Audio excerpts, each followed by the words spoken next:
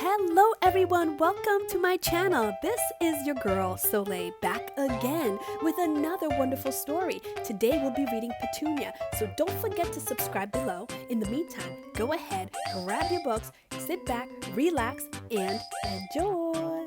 Petunia by Roger Duvoisin. In the meadow early one morning, Petunia the silly goose went strolling. She ate a bug here, clipped off a clover leaf there, and she picked at the dewdrops on the goldenrod leaves. Then, suddenly, she saw something she had never seen before in the meadow. What was it? Petunia stole closer and closer and sniffed at it from all sides. By goosey gander, she said. It does not smell like food for a goose, but I believe I have seen such a thing before. Yes, I have seen one under Bill's arm when he came out of school. It's a book, that's it, a book. Come to think of it, just the other day I heard Mr. Pumpkin telling Bill that books are very precious. He who owns books and loves them is wise. That's what he said. He who owns books and loves them is wise, repeated Petunia to herself, and she thought as hard and as long as she could. Well, then, she said at last, if I take this book with me and love it, I will be wise too, and no one will call me a silly goose ever again. So, Petunia picked up the book, and off she went with it. She slept with it, she swam with it, and knowing what she was so wise, Petunia also became proud, and prouder, and prouder, so proud that her neck stretched out several notches.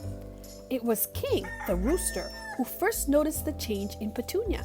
He said, maybe Petunia is not so silly after all.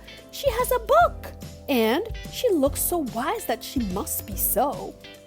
And the other animals began to believe in Petunia's wisdom too. They asked her for advice and opinions, and Petunia was glad to help, even when she was not asked.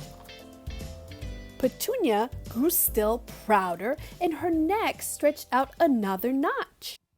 One day, Petunia heard Clover the cow say to King, the rooster, I wonder what makes your comb so red, King, as red as the barn.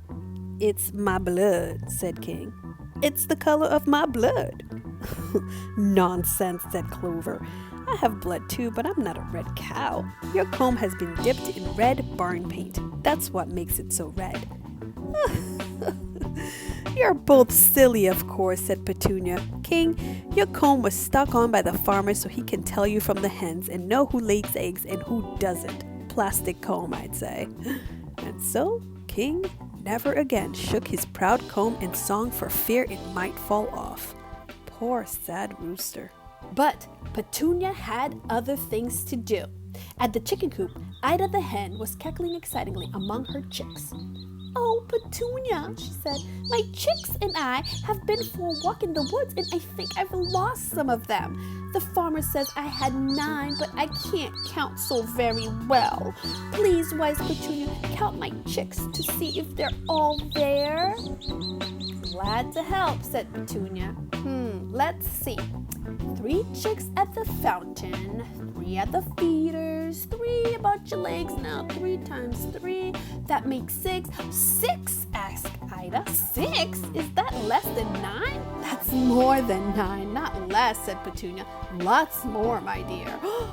More than 9? Good gracious!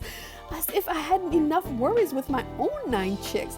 And where do those other chicks come from? Oh dear, I'll never be happy again. Oh, poor, worried Ida. But Petunia had other things to do. In the meadow, she discovered part of Noisy, the dog sticking out of a hole in the ground. Help, help, cried Noisy. I stuck my head in this rabbit hole and now it won't come out. Help! Glad to help, said Petunia. It's a good thing I know what hunters do to get stubborn animals out of a hole in the ground. They smoke them out. Wait until I fetch some sticks and some matches. And so, wise Petunia built a fire in the other end of the hole and fanned it well with the book. Her trick worked nicely. Noisy, choking with smoke, jerked his head out of the hole and ran off howling with pain. His nose was singed with fire and his ears were cut and bruised. Poor moaning dog. Ugh. But Petunia had other things to do. Besides the hedgerow, she met Straw, the horse, who was in pain from a toothache. "Petunia," groaned Straw, "I'm dying. Surely with your wisdom you can stop this horrible pain." "Glad to help," said Petunia. "Open your mouth." "Why, you poor Straw. All these teeth. No wonder why you have a toothache. Look at me. Do I have teeth? Of course not. So I have no toothache. I'm going to stop that pain right now. I'm going to pull all of those teeth out. All of them. Let me get some pliers." But Straw would not wait for the pliers. He was so afraid to lose his teeth that he never talked of his toothache to another soul. He suffered in silence. Poor forlorn horse.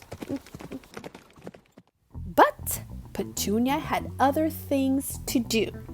Cotton the kitten went up the tree but could not come down. While he meowed and meowed, his friends called for Petunia. "Glad to help," said Petunia. "I know just what to do. Since none of you is tall enough to reach Cotton, all of you will do it together. Donkey on top of Clover, pig on top of donkey, and so on up. Simple."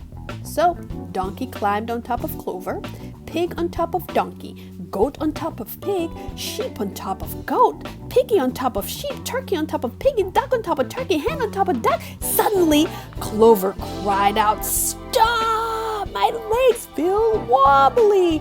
And she sat. And Donkey and the rest fell into a heap, and Cotton was so scared that he fell on top of them. They were all full of bumps.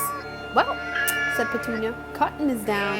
So he was, poor bruised kitten. But Petunia had other things to do. Getting prouder all the time, she felt her neck stretch further out. She now wandered down the meadow, where she found some other friends gathered around a box. "Ah, wise Petunia!" they shouted. "We found this box in the ditch beside the road. Maybe it's food, Petunia. Please tell us what the writing on it says."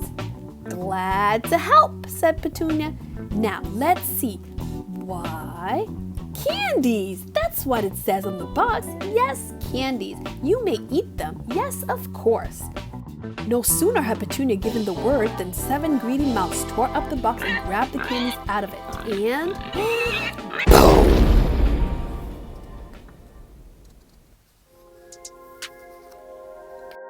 What a sight the animals were! Some were burned, some were bruised. Straw still suffered in silence. Noisy still moaned. Ida still worried about her chicks. King still brooded over his comb. All the barnyard was in trouble, and all because of Petunia. Petunia's pride and wisdom had exploded with the fireworks. Her neck had shrunk back to its old size and was all bandaged up. She was the most downhearted of all, for she saw now that she was not a bit wise. But suddenly, Petunia spied the book. The firecrackers had blown it open so that the pages shone. She had never seen them before. Now she saw that there was something written inside the book, which she could not read. So she sat down and thought and thought and thought until at last she sighed. Now I understand. It was not enough to carry wisdom under my wing. I must put it in my mind and in my heart. And to do that, I must learn to read. Petunia was filled with joy. At once she began to work so that one day she could be truly wise. Then she would help make her friends happy. Hi everyone, this is So Late. Thanks again for listening to this wonderful story. We're here every Wednesday and Saturday evening. So until next time, we'll see you soon.